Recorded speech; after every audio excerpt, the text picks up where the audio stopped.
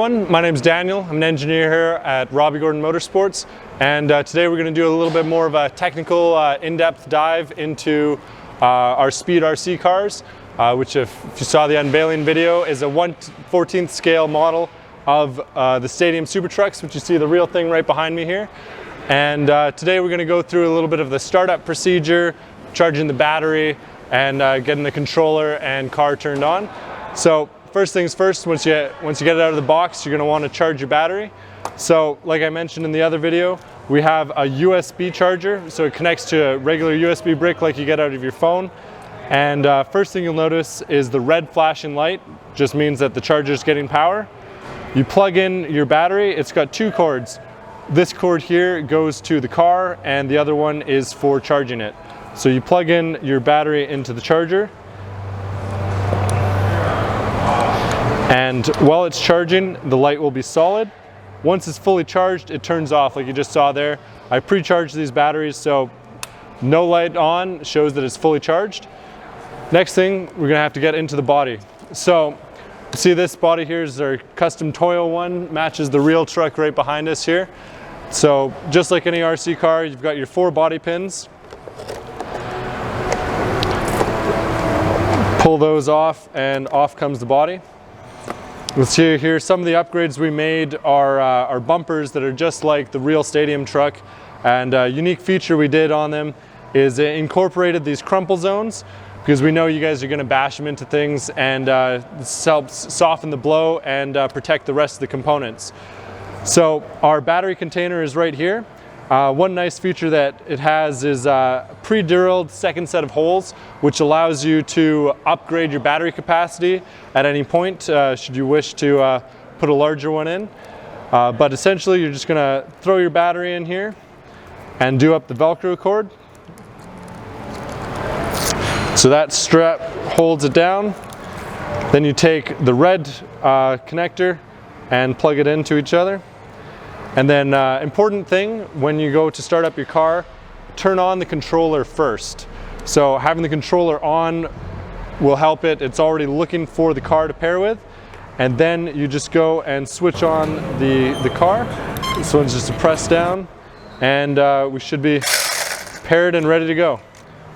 So now I'll go over some of the features on the remote. You'll see if you look at this one here, just statically, we've got a bit of angle in the steering. So that's our top feature here on the steering wheel, that's your trim angle.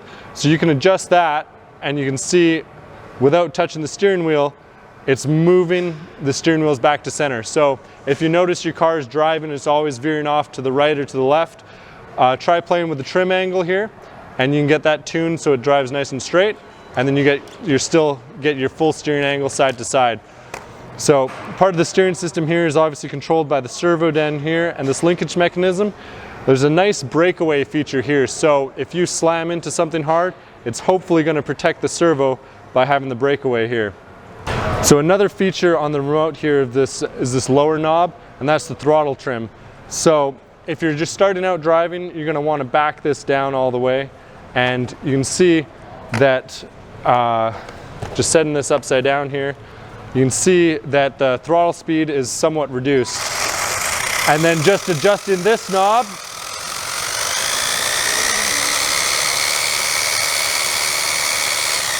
you can hear that the maximum speed of the vehicle is increased by adjusting that.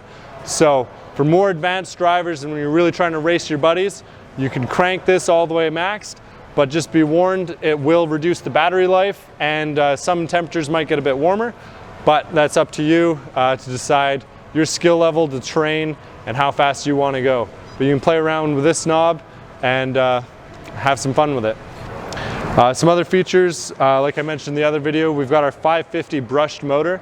And so it's a massive, massive motor for the size of this platform and the weight of it. So we get some crazy top speeds out of this car. And if it has enough traction, it'll do wheelies and backflips and all that.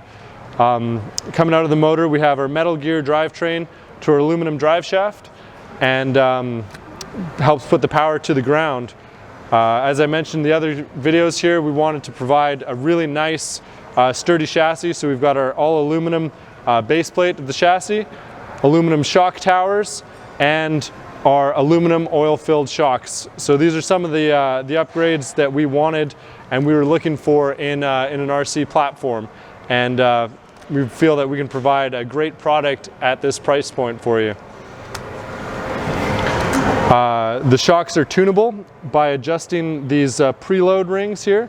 So that kind of changes the stiffness of the spring. So if you're going to be hitting some really big jumps, you might want to twist them down a little bit to help cushion up that ride and give it a little bit higher ride height.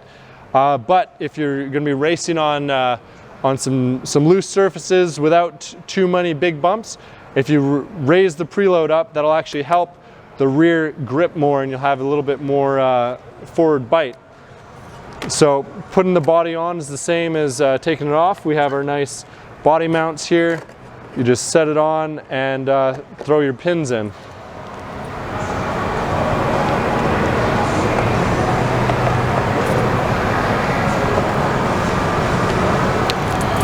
So battery charging time is going to be about 3 hours, 2 to 3 hours.